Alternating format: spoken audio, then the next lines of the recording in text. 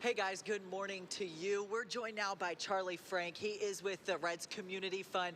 And Charley, I mean, you guys do so much good work, starting with the block party, right? Yeah, we are so excited to be a part of opening day this way.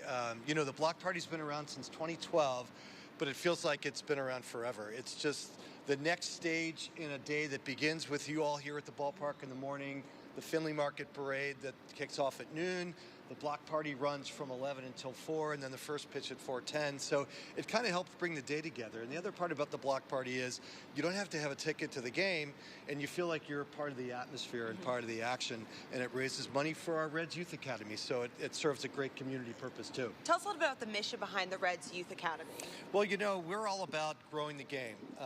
Baseball and softball are at a crossroads. We're losing a lot of kids to soccer and lacrosse, and things have just changed. Kids don't play the game as much and as easily as they used to. So, the Academy was a way for us to work with Major League Baseball and other local businesses and Reds players to really put a stake in the ground here locally. So we have 4 beautiful ball fields. We have a incredible indoor training center. The facility just turned 10 last August, and we have thousands of kids coming through every year. Baseball, softball, education, all kinds of great programs for kids 4 to 18. You mentioned in Northern Kentucky that you donated equipment to some of the high school teams for the baseball and softball teams. Those teams getting the equipment, especially from a major league organization, does it kind of spark more interest and curiosity in the sport and kind of lift their spirits? Do you notice that from the students? Absolutely. We've had that event every January down in Erlanger, and we have Reds players. It's been part of the Reds caravan. So it's a big event that we host, and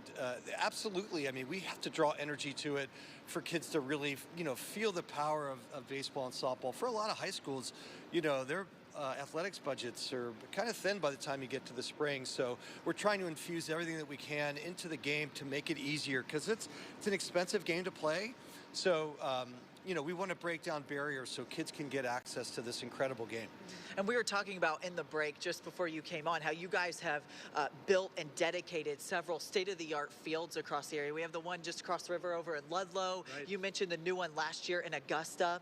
Tell us about that and that process. So every other year, the Community Fund partners with St. Elizabeth Healthcare. They're Northern Kentucky based. And we have selected projects in 2019, the 150th anniversary of Reds baseball. We had a beautiful project in Bellevue, Kentucky, and then a couple years later did a project in Ludlow. 2015, the year of the All-Star game, built a beautiful field down in Covington where Holmes and Holy Cross high schools play, Mikan Field, which is still in great shape. And as you mentioned, last year we dedicated a new baseball and softball field in Augusta. So, getting this work done in Kentucky is such an important part of the Reds culture. And, when 2019, when we had that anniversary, we decided we're not going to do just one in Ohio. We have to do one in Ohio and one in Kentucky for this to really feel right. Well, you guys do some great work. Get out and support them. If you can't support them at the game today, go to the block party and support the Community Fund.